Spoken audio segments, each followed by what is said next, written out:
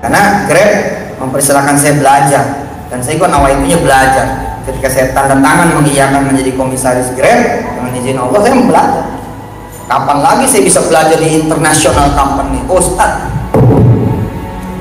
jadi komisaris.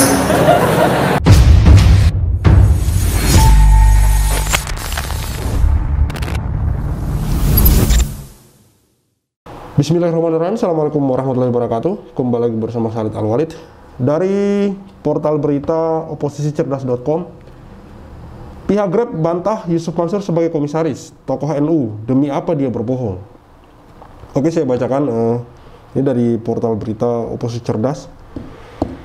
Tokoh Nahdlatul Ulama NU Umar Hasibuan turut berkomentar soal kisruh Yusuf Mansur yang mengaku sebagai komisaris Grab. Melalui akun Twitter pribadinya, pria yang akrab disapa Gus Umar ini terlihat mengikuti perkembangan kisruh tersebut. Kader Partai Keadilan Bangsa ini menyayangkan sikap Yusuf Mansur. Video Yusuf Mansur mengaku sebagai komisaris di Grab. Lalu Grab bantah kalau Yusuf Mansur komisaris di Grab. Demi apa coba dia berbohong? Mengaku sebagai komisaris di Grab. Ujarnya Jumat 7 bulan 10 2022. Kasihan jamaahnya yang percaya sama ucapan dia ini, imbuhnya lirih. Klaim pria bernama asli Jam'an Nur Khotib Mansur itu dimentahkan pihak Grab Indonesia. Hal itu disampaikan langsung oleh Head Corporate and Police Communication Grab Indonesia Dewi Nur Aini. Pihak platform layanan on demand ini menyebut klaim Yusuf Mansur tidak benar. Pihaknya menegaskan pendiri Paytren ini tidak pernah terdaftar sebagai Dewan Komisaris Grab Holding Limited.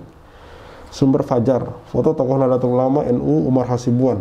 Nanti kita juga akan menuju ke Twitter dari Umar Hasibuan atau Gus Umar ini. Saya mau menambahkan sedikit begini, dari konten saya yang kemarin, itu juga mengenai Grab yang kemudian membantah pernyataan Yusuf Mansur. Jadi gini ceritanya, awalnya Yusuf Mansur itu mengaku sebagai komisaris Grab dalam video, dan itu saya tegaskan kembali 2019 ya. Dia mau sebagai komisaris, lalu kemudian dibantah oleh Grab bahwa dia bukan komisaris. Lalu kemudian Yusuf Mansur mengklarifikasi bahwa dia memang bukan komisaris tapi dia advisor. Lalu kemudian dibantah lagi oleh Grab bahwa dia tidak terikat tidak terkait apa-apa dengan Grab. Jadi dua kali dibantah oleh Grab kalau dari apa yang saya lihat di sini, teman-teman. Dan ada beberapa yang kemungkinan saya juga tidak bisa memastikan, kemungkinan ini orang-orang yang masih mendukung Yusuf Mansur ya. Entah itu di channel YouTube saya, di Twitter saya melihat mereka komennya rata-rata begini. Itu video 2019, Mas. Itu video 2019, Pak. Ketika itu dia komen di channel YouTube saya lucu ya. Jadi apakah kemudian mereka itu tidak menonton videonya lalu komentar atau bagaimana? Karena sudah jelas-jelas di dalam video saya itu berkali-kali saya katakan bahwa video itu video 2019. Namun saya juga menjelaskan bahwa mau video 2019 mau video kapan itu tidak ada hubungannya dengan orang yang berbohong. Orang berbohong itu tidak ada kadaluarsanya, teman-teman. Selama belum pernah dia klarifikasi, dia ralat. Dan sampai hari ini Yusuf Mansur belum pernah meralat itu sampai kemudian viral kembali.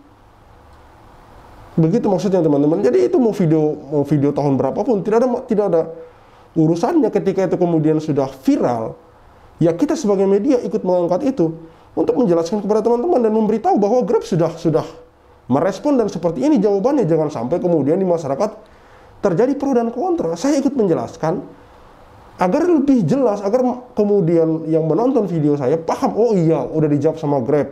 Karena kan tidak semua masyarakat bisa mengakses ke Twitter atau kemanapun. Intinya kan kita membantu untuk menjelaskan ke masyarakat bahwa pihak Grab sudah menjawab itu, sudah merespon itu, bahwa Yusuf Mansur tidak terkait dengan perusahaan Grab gitu.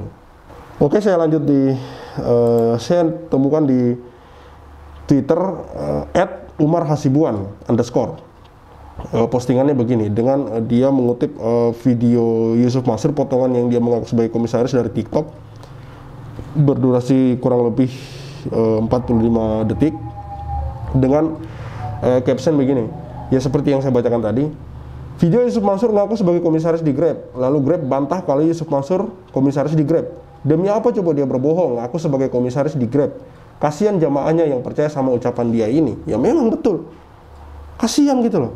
Dan orang-orang yang masih menonton ini, kalau ini tidak viral teman-teman, kalau ini tidak viral, tidak terangkat ke media lalu kemudian diketahui oleh pihak Grab sehingga hari ini kemudian mengkonfirmasinya, mengklarifikasinya bahwa Yusuf Mansur tidak terkait dengan perusahaan Grab. Orang-orang yang mendengar ceramahnya ini dan yang melihat videonya ini dulu mungkin sampai hari ini masih percaya gitu loh. Sampai kemudian diklarifikasi oleh Grab, masih percaya bahwa Yusuf Mansur komisaris Grab. Makanya saya pikir ada hikmahnya juga video ini viral. Jadi orang-orang tahu gitu loh. Ini tuh bukan fakta gitu. Apa yang disampaikan oleh Yusuf Mansur ini bukan fakta, bukan kebenaran gitu. Bahwa dia komisaris di Grab. Jelas banget teman-teman. Jelas banget dari video yang saya cantumkan kemarin. Jelas banget di situ Yusuf Mansur secara belak-belakan mengatakan dia komisaris Grab. Dia disodorkan untuk menandatangani sebagai komisaris Grab. Duduk aja dia digaji. Dia bilang begitu kok. Apalagi yang mau dibantah gitu loh. Apalagi yang mau dibantah dengan ucapan Yusuf Mansur yang tidak sesuai dengan fakta. Mau diselamatkan seperti apa lagi? Makanya kan di video kemarin kan saya bilang, sudah tidak bisa berkilah lagi, cukup minta maaf saja. Mau ngomong apa? Mau ngomong apa? Bukti ada kok. Video ada gitu loh. Jadi saya pikir sudahilah sandiwara-sandiwara seperti ini dan berhentilah. Di komentar-komentar itu saya tuh bahkan sampai ada yang nanyain alamat rumah saya buat apa? Nah ini saya bacakan balasan-balasan di bawahnya ya. Dari Pak Rongrong. Iya Ustadz dia tag Yusuf Mansur, ayo percaya. Lalu kemudian di bawahnya sini dibalas oleh Grab, pihak Grab dari akun resmi Grab kalau nggak salah di sini, ini Grab Indonesia centang biru ya. Siang Kak, kami tegaskan bahwa informasi tersebut tidak benar ya Kak. Informasi resmi mengenai struktur organisasi Grab dapat Kakak cek melalui link berikut ini. Terima kasih. Artinya di sini pun Grab juga aktif ya, proaktif membalas itu ya. Kemudian di bawahnya lagi ada balasan, Cup, kapan lu mau tobat Cup? Ingat Cup, dunia sementara, akhirat selamanya, masih ada waktu untuk lu bertaubat. Di bawahnya lagi dibalas dengan lelucon. Maksudnya bukan @Grab ID kali, tapi Grab. Oke, saya bacakan komentar-komentar di sini. Ada beberapa ini yang saya akan bacakan. Ini maksud saya tadi. Bang, ini sudah dicek videonya tahun berapa dan isi utuhnya apa? Ini disebar manfaatnya apa? Banyak kebaikan kan dari postingan ini. Jadi gini, mengenai tahun kapan video ini diupload tadi saya sudah jelaskan bahwa tidak ada hubungannya gitu. Tidak kemudian pernyataan itu menjadi kadaluarsa gitu. Ya misalkan gini, misalkan ketika Yusuf Mansur mengatakan 2018 mengatakan bahwa misalkan ya 2018 dia mengatakan bahwa dia komisaris Grab dan itu benar. Lalu kemudian diupload, apakah ada masalah? Nggak ada gitu loh. Nggak ada masalah. Begitu juga ketika dia berbohong, apakah ada masalah? Ya nggak ada masalah, karena kan nggak kemudian perkataan itu menjadi kadaluarsa. Yang menjadi masalah di sini adalah dia berbohong gitu loh teman-teman. Karena kan ini Yusuf Mansur mengaku-ngaku gitu sebagai orang komisaris Grab gitu.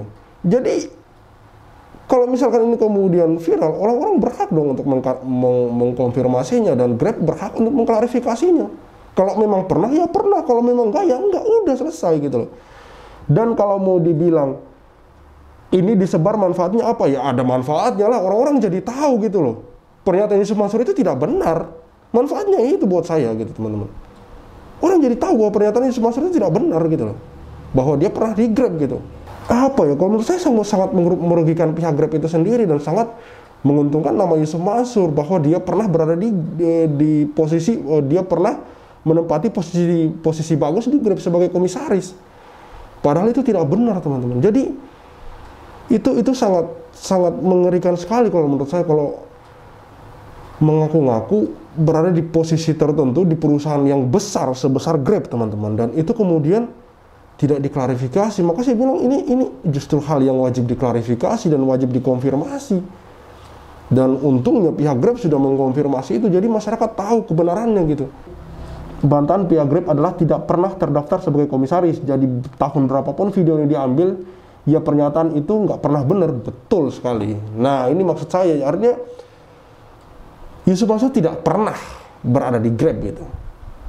Tidak pernah berada di Grab, apalagi memiliki posisi sebagai komisaris gitu. Jadi bantahan Grab itu menjawab semua bahwa Yusuf Mansur tidak pernah berada di Grab. Artinya mau Yusuf Mansur ngomong tahun 99 pun ya tetap masih layak untuk dijawab gitu, karena Yusuf Mansur tidak pernah gitu berada di Grab. Ini ada lagi yang balas, follower Die Hard YM itu sulit menerima YM itu tabiatnya begitu dan gak diobati. Yang saya jumpai rata-rata Die Hard YM karena urusan duit bukan agama. Semoga YM segera berbenah diri dan menjadi dai karena Allah, bukan dai karena uang. Kok ya masih ada yang mengundang dan menjadikan pembohong menjadi penceramah. Ini ada di bawahnya. Kayaknya dia yang bayar biar bisa jadi penceramah. Ini ada lagi yang komen. Dia diam aja digaji katanya, tapi hoax. Kok mirip ya pernyataannya sama Ahok. Pertamina tidur aja untung. Ini juga hoax. Ya nggak hoaxnya Ahok sih beneran komisaris Pertamina. Ustadz tapi ngibul, nggak ketulungan sama jamaahnya, nauzubillah. Jadi sekali lagi saya katakan kepada teman-teman bahwa ini tidak ada hubungannya dengan ustadznya ya. Ustadz itu juga, dia ini, Yusuf Mansur ini ya manusia gitu. Dia menyandang gelar ustadz juga kita-kita yang memberikan gitu loh. Kita-kita yang memberikan. Indonesia ini kan, dan arti ustadz itu kan guru gitu. Dan ketika dia berbohong ya dia manusia gitu. Hanya Rasulullah SAW yang dijamin kemahsumannya teman-teman. Jadi makanya kenapa kemudian setelah saya membahas tentang Yusuf Mansur dan para investornya yang menjadi korban, saya tidak pernah lagi memanggil ustadz gitu, karena bagi saya seorang ustadz itu adalah panutan yang patut dicontoh perilaku dia gitu.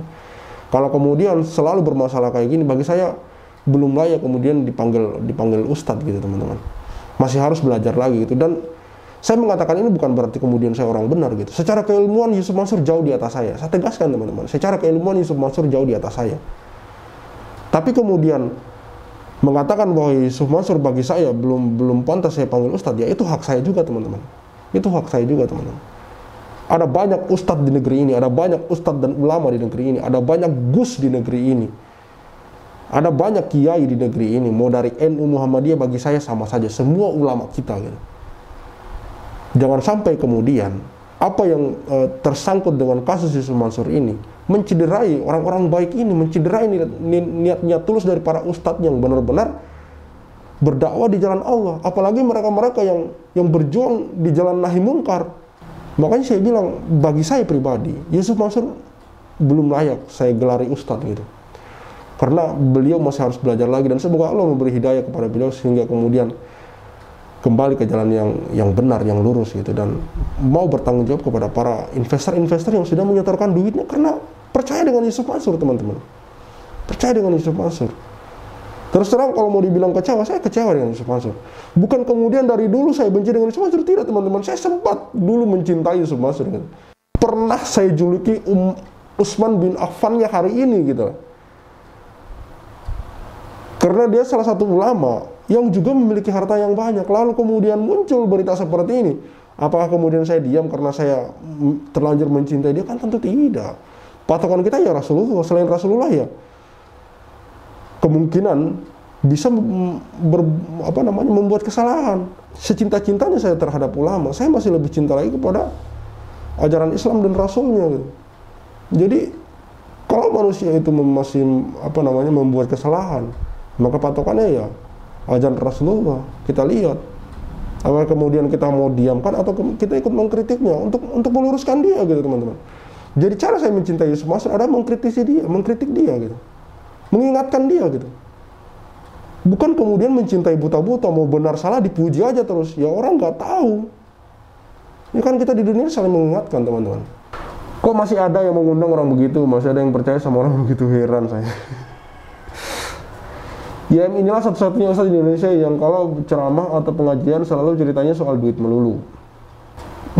Butuh 1 triliun makanya jualan kecap paling manis. Bikin cemar nama Islam. Ini orang urat malunya udah putus apa gimana ya? Ini penyakit apa namanya ya? Ngibul tapi dia yakin kibulannya sebagai kebenaran, sampai tenang banget ngomongnya. Iya juga sih. Oke teman-teman, terakhir saya mau katakan bahwa kita hidup beragama khususnya agama Islam ya. Bagi ini berdasarkan apa yang saya pahami ya, bahwa jangan sampai kita mencintai seorang tokoh itu terlalu berlebihan selain Rasulullah SAW gitu. Jangan sampai kita mencintainya terlalu berlebihan sampai kita buta gitu, dan lupa bahwa dia itu manusia, bukan malaikat yang kemudian bisa berbuat salah gitu. Lalu kemudian ada orang yang mengingatkan, malah kemudian orang itu berupaya untuk dibungkam, teman-teman. Berupaya untuk ditutup mulutnya agar kemudian tidak ngomong. Apakah kemudian kalian akan membiarkan kejahatan merajalela hanya karena kalian mencintai mereka secara buta gitu?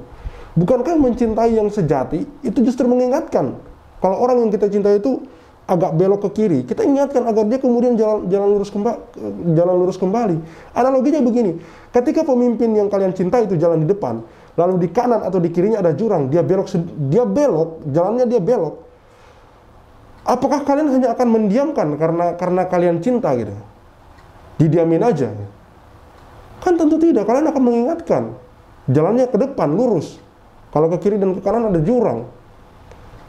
Begitu juga dengan Yusuf Mansur. Apakah karena kalian cinta dengan Yusuf Mansur, lalu kemudian kalian akan membenarkan semua tindakannya gitu? Bukankah kalau kalian benar-benar memang cinta dengan Yusuf Mansur, selain mendoakan agar dia dapat hidayah, agar kemudian bisa tobat, juga mengingatkan, mengkritisi? Bukankah itu yang benar kalau menurut saya, teman-teman? Saya pikir hal-hal seperti ini harus kita pahami, teman-teman. Jangan sampai kemudian keliru dalam mengambil sikap gitu. Dan ulama yang garis lurus di sini, yang memperjuangkan tauhid, akidah, nahi mungkar, itu jauh lebih banyak, teman-teman. Kita bisa memilih di sini gitu, ketimbang harus mempertahankan atau mencintai orang yang masih dipertanyakan, masih diragukan keilmuannya gitu loh, teman-teman. Masih banyak ulama di negeri ini. Ini saya bicara kepada orang-orang yang tidak ada unsur duit ya. Kalau yang ada unsur duit, dia membela karena unsur duit, itu sudah sulit, teman-teman. Sudah sulit. Hanya kita bisa berdoa saja semoga mendapat hidayah dan bertaubat, teman-teman. Oke, cukup sekian dari saya Khalid Al-Walid. See you on the next videos.